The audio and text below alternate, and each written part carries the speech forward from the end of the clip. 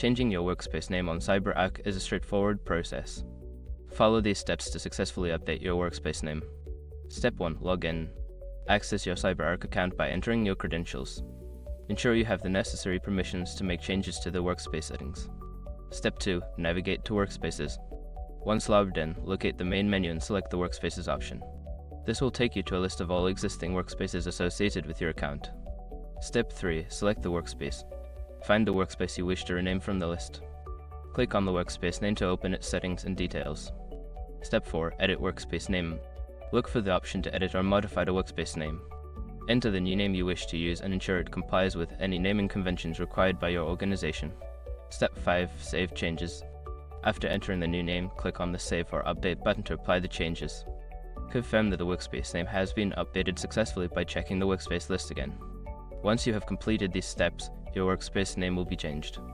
Make sure to inform your team about the new name to avoid any confusion.